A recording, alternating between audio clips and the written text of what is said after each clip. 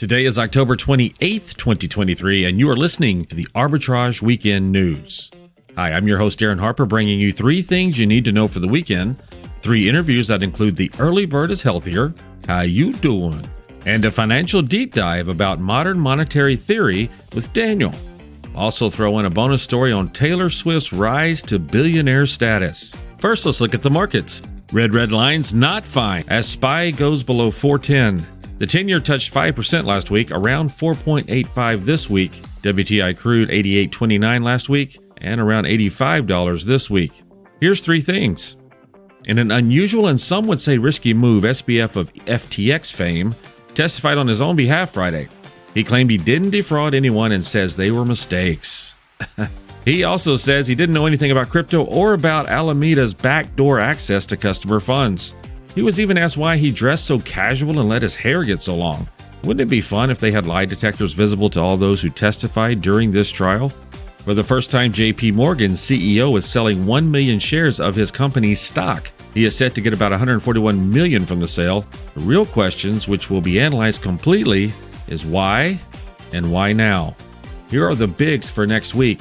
Monday, German GDP, month over month, CPI and Chinese PMI. Tuesday's German GDP year-over-year, European GDP year-over-year, U.S. consumer confidence. Wednesday's the big day, U.S. non-farm employment change, ISM manufacturing PMI and prices, job openings, crude oil inventories, and most importantly, the Fed interest rate decision statement and press conference. Thursday brings us Bank of England's interest rate decision and jobless claims. Friday is the U.S. average hourly earnings, non-farm payrolls, unemployment rate, S&P, and non-manufacturing PMIs. It's a big week, especially Wednesday. What narratives will play out? We all make promises, big and small, tested over time and distance, tried by circumstances and decisions. I pledge allegiance to the flag of the United States of America. I do solemnly swear to bear true faith and allegiance. To help you when you're in need. To tell the truth, the whole truth, and nothing but the truth. To be considerate and caring. Courageous and strong. For better. For worse. In sickness and in health. To love and cherish. To be your loving, faithful friend. Partner. Child. Parent. Neighbor. One of our most important commitments is to support our nation's veterans. Learn how you can help a veteran going through a difficult time by visiting maketheconnection.net. Hello, Caroline. Welcome back. Thank you, Royce. What are we talking about this week? The early bird special. More early birds? What are these guys? Come on. Can you let the night owls have a moment? All right, what's going on with the early birds? So the early bird dinner time, a lot of people think, oh, grandparents eating at 4:30. Yeah, I mean, hey. Type idea, yeah. That's good. But the early bird dinner time has become much more popular since the pandemic. Really? Why? Oh, there are several reasons why. But let me give you a little data first. Okay, we like data. We love numbers around here. Oh, yeah. So according to Yelp, the restaurant reviews and stuff, the number of diners who made reservations between 2 o'clock and 5 o'clock p.m. almost doubled what it was for the same time period before the pandemic. Oh, wow. Well, I can see that, though. That makes a lot of sense because if people are not at the office, that means they're with their families and they can actually get to a place to eat. They can get to a place to eat. They've been stuck inside since the pandemic. They want to get out. Yeah. With inflation and groceries costing more, usually early bird specials are cheaper. Yes. So it can save some money. I think I'm going to like getting older now. Right? Or having, my now 9-year-old, we always say he's been an old man in a little person's body. He wants dinner at 4:30 every day. Man, I'm like, I could definitely do that. I know people intermittent fast and they have the later. Right. Certain times that they want to eat. And so eating an earlier dinner can also lead to earlier bedtimes, which can help people get more sleep. I just eat turkey and starches right before bed. And it'll work. It's Thanksgiving every day. It's also interesting thinking about this early bird dinner, how it affects other parts of industry, not just the restaurants. Really? Yeah. Like what? So one, a certain, his name is Seth Gerber. He co-owns a restaurant group in Boston. He and his staff actually enjoy the early bird dinners more because a lot of his staff rely on public transportation. Oh, and nice. So, certain buses and trains and things stop running at certain times. Oh, believe me, I learned that actually when I went to California, because 7 o'clock in California, everything's on east over is closed. So that means they're closed. They're closed too. And so I'm like, what? There's nothing to eat at 7 o'clock in the afternoon or evening? This is insane. Yep. So obviously restaurants also like it because if they can stay open later, they can turn over 3 times tables instead of just 2 by having the early bird. Oh, I didn't think about that. So a little extra revenue. Right. But okay. Yep. Some chefs like it because they feel like they can be a little more creative, maybe have a set menu for an early bird special, try out some new things before it goes on the regular menu. Makes sense. Chefs are liking it. Uber trips are up during the 4% hour, up about 10%. Really? Mm-hmm. New York City's theater industry has now started shows more at 7 p.m. instead of 8 p.m. to help earlier diners. So that way it's not a huge gap between when you've eaten and when you actually right, entertained. This is beautiful. And some movie theaters have even started canceling their last movie screenings and moving some up. Oh, wow. That's smart. That's smart. Hey, adjust to the flow of your traffic. Exactly. That's what they've been doing. They've been finding a way to navigate. Because you still have to make your revenue. So absolutely. Don't lose it. Just figure out a way to keep it and maintain it. And if you liked hearing about this, please go to arbitragetrade.com/blog and go take a look. But thank you again, Caroline, for joining us. And we will see you next time. Bye, Royce. Hi, I'm Ryan Blaney, a third-generation race car driver. And we dedicate a lot of our time to going as fast as possible. My grandpa Lou is the reason why my dad and I started racing, and I'm really proud to follow in his tracks. But when my grandpa was diagnosed with Alzheimer's, it was a very unexpected bump in the road for us. I've learned a lot on this journey with my grandpa Lou, and the memories of my grandpa will always be with me. And in our family, we're used to getting involved, and I encourage you to do the same, especially when it comes to caring for your loved ones. When I think about Alzheimer's and the impact it had on my family, I recognize that losing a race isn't such a bad day after all. It's important to notice if older family members are acting differently, experiencing problems with their memory, or having trouble with routine tasks. Talking about Alzheimer's can be really tough, but if you notice something, have a conversation with your loved one. Encourage them to see a doctor or offer to go with them. Early detection of Alzheimer's can give your family time to explore support services, make a plan for the future, and access available treatments. If you or your family are noticing changes, it could be Alzheimer's. Talk about seeing a doctor together. Winners and losers this week. First, we start off with our loser, Re-Alpha Tech Group, that's AIRE. As a market introduction, not an IPO, AIRE opened trading Monday at $8. Then it gained around 5,000% day one, up to $575. Then it ran down to the $100 level after hours. And on Friday, it was hanging at $27. You be the judge, but this is supposed to be a way for everyone to invest into wealth creation via short-term rentals like Airbnb and Vacasa. Something just doesn't feel right here. And now on to our winner, Immunity Bio, that's IBRX. It opened the week at $1.29 and pushed up to $2.73 Friday on news that the FDA accepted the company's resubmission of N803, which is a drug for patients of BCG unresponsive non-muscle invasive bladder cancer. April 23rd, 2024 is the new target date for action. Kids across America are going to school hungry. Millions of kids every day.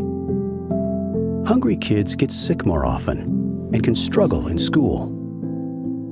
It can be harder for them to focus and learn. But one simple thing can help change all of this for a hungry child in America. Good healthy food and the energy it brings. With help from caring people across America, No Kid Hungry is providing healthy meals and hope to hungry kids so they can build better futures. We want to ensure that all of our kids have healthy meals every day. Thank you. Hey, Darin, how's it going? Hey, Royce. Guess what we're talking about today? I don't know, man, but you look really good today. Appreciate that. I think awkward. Let's talk about, yeah, actually that's a good thing. That actually made me feel good. Give me a little dopamine. See? Okay, I'll take it. I was foreboding. It was. Dopamine plays a very important role in basically making us happy and making us feel like when we win, like when we play games, dopamine plays a big part. So what happens when dopamine plays against you? Ever found someone that you kind of was attracted to and then you have no words? Yeah, if you let it get to you, sure. Yeah, but it's that whole rush of excitement and this is new and this is change and this could be a wonderful thing. You're painting all these futures and you haven't even said the first word to the person. Yes. Yeah, those eyes and the glances and the reaffirmation of when they're looking back and like, dude, she's looking at you, Dude, it's like an eye contact and the smiling. It's like, this is right. Good. Don't be the dude that when she looks at you, you look away. Yeah, that's no weak. Come on, alphas, get out there. First message is eye contact, right? And smile. And there's cognitive dissonance, which basically is like, does my breath smell? Confusion. You're all over the place, and all you have to do is literally just walk up and say, "Hey," right? It seems so simple, doesn't it? But it's so hard for people. Yes, people get so excited and they miss out on lots of opportunities. So what we want to talk about today, just a little bit, is some things that you can do to help you prepare, or basically even what things not to do if you are thinking about saying something to someone you are attracted to, basically to not flub it and actually get an opportunity for a second interaction. So first off, I'd like to say breathing. You got to breathe. If you don't breathe, like I said, don't lock your knees. This is a bad idea, right? It's like people have passed out trying to ask people out before. Right. So breathe. That's all you have to do. Take it slow, keep it calm. Don't let your nerves or jitters get to you. Stage fright is real, especially if it's a one-on-one interaction. Oh, if it goes too far. Now, I've had some girls say, "Hey, it's cute if you're nervous," because then it seems like you're more genuine. Yes, if you're not a player. You have a certain script you always use, and those really corny jokes to pick up. Dad jokes work sometimes. They do work. So, and even dad bods, but we won't go there. No. And just remember, always keep it positive. You can do it. Just do it. It's like, hey, it's like your inner voice just has to be convinced. That confidence has to find you, and then you have to find a way to get it out there. And basically make the move. It's like an amusement park. It's a thrill ride. Just be happy about getting on that thrill ride and enjoy it, and don't be nervous, and just enjoy the moment. Yep, and just keep it light. And the best way to keep it light is just with a little bit of humor, right? Accept that you're nervous, but keep it a little light. No, there's studies about a sense of humor is way above, even above for girls. For guys, is they like to have a guy with a good sense of humor. And the other thing is, listen. Don't just keep trying to tell joke after joke after joke. Yes. Listen, see how they're being received. Don't talk over them, and don't talk about just yourself. They hate that. Yes. This is very true. So basically, if you want to learn more about how to, stay calm and flirt on, go to our blog at arbitragetrade.com/blog. Thanks again, Darin, for being here, and we will see you next time. All right. See you, Royce. I got a date. If you're happy and you know it, clap your hands. If you're happy and you know it, ride your bike. If you're happy and you know it, then your face will surely show it. If you're happy and you know it, smile big and bright. Thousands of kids just like me are happy every day. Shriners Hospitals for Children is able to make an everyday miracle happen for kids like me. If you're happy and you know it, then your face will surely show it. If you're happy and you know it, take your shot. Because of you, we are happy and we know it. Thank you. Thank you. Thank you. Thank you.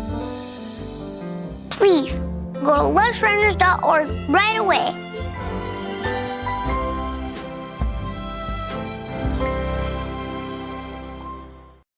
Hi, this is Darin, and it is time for Financial Deep Dive with Daniel. We're going to talk about monetary theory today, but from what I understand, when my dad used to say that money grows on trees, that's not exactly right. Is that what you're saying there, Daniel? Well, traditional monetary theory would definitely have you thinking that, the government is just like your average household. It needs to balance its budget, save more than it spends. But modern monetary theory definitely takes the approach that money does grow on trees and it'll grow on that tree forever as long as you want to pick from it, which is hard to believe. But there seems to be so much money in the system. So maybe we say that we can't see the trees for the Fed.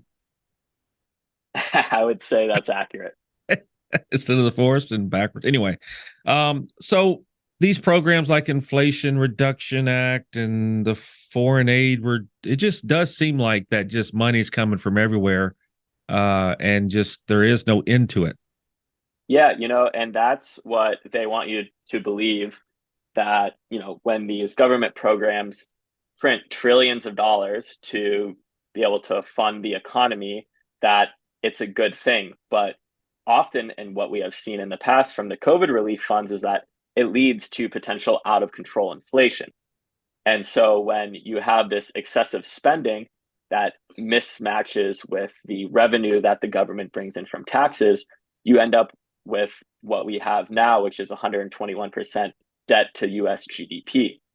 And I don't know if you know this, Darin, but no country has ever come back from being over 90% debt to GDP. So are we talking fall of Rome type things? I guess one of the things I would love to be able to just basically spend money and never default. That would be awesome. Yes, I would love that too, the unlimited credit card. But, it's funny because actually now, even with the amount of printing that's going on, especially at the raised interest rate level we have, is that there's now concerns about how we're going to be able to pay back our debt in the future at these higher interest rate levels. And modern monetary theory would have you believe that, well, you just print more money when it's needed to cover that debt because we print our own money, so we're sovereign to ourselves, so we technically never have to default on ourselves. Now, I don't know about you, but when you see things like Fitch and Moody downgrade the US creditworthiness because of things like this, and also government shutdowns for raising the debt ceiling, it makes you start to question, how much longer people are going to have trust in the US dollar, like it says on the bill. Well, yeah, we have our interest payments are going to head up towards $1 trillion, I believe. Mm-hmm. And I don't know where the ceiling is, but I think the floor might get pulled out before we find out what the ceiling is. It just feels crazy and dangerous, honestly, right now. Yeah, it'll be interesting because, countries like Japan have had 200% debt to GDP for a long time, and they're still a fully functioning country. But, these are the things that lead to the downfall of empires that Ray Dalio has written about in the last few years. So it'll be interesting to see how it plays out. All right, Dan, I wish we could talk about this probably for the rest of the day, but we're limited. So appreciate your input, and hope everyone has a good financial plan for the future. Thanks, Daniel. Yep. Talk to you next week, Darin. All right. Owen, let's talk for a second. Hi, Ellen. Come on in. When you came into my life, it was a whirlwind. I just can't do it. It'll come to you. It won't. We had a lot to learn about each other. A lot. Hey, that's good. Things were changing so quickly. Uh-oh. We didn't know what the future would hold. Any of us. I just wish you felt more at home now. But we knew you would always be a part of it. Adopting you was the best decision in our life. And I am so proud to call you my son.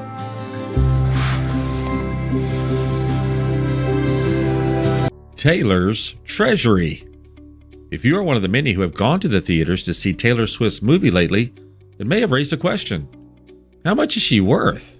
According to researchers at Bloomberg, she has now reached billionaire rare air status thanks to her U.S. Live Eras tour, which makes her one of the very select group to achieve this feat from just music and performance. That live U.S. tour brought her over $780 million alone. So why do I say Live Eras tour? Because in a partnership distribution move with AMC Entertainment, she released her tour to the theaters, which proceeded to shoot to #1 as the highest grossing concert film in North American history, with nearly $100 million in advance tickets for the first weekend. Who knows how much she'll ultimately make from just the theater deal? You can see why she has swiftly, yep, I said it, rocketed from a measly half-millionaire to a legit billionaire. The success of the theater endeavor has other artists inquiring about more concert films, and even has comedians like Dane Cook exploring the format. Beyonce is set to debut her concert film December 1st. Don't just stop with the entertainment influx of wealth. Taylor also has an impressive real estate portfolio worth around $150 million, and it's spread out in Tennessee, Rhode Island, New York, and California. And of course, we can't forget her endorsements with companies like Coca-Cola, CoverGirl, Keds, Target, and others. Looks like whether you like her music or not, you have to admit and tip your hat to Taylor Swift, who will be a huge force of power and strength in many years to come in business and entertainment. Thank you for joining us today for another edition of Arbitrage Weekend News. You can always find us at arbitragetrade.com and all social media platforms. Enjoy your weekend. Arbitrage Trade Analytics LLC is a privately held research company. Arbitrage Trade Analytics LLC is solely responsible for the preparation and distribution of the contents of this podcast. The opinions offered in this podcast are for informational purposes only and are not intended to function as investment advice. Seek a duly licensed professional for investment advice. For more information about the informational research and services offered by Arbitrage Trade Analytics LLC, please visit arbitragetrade.com.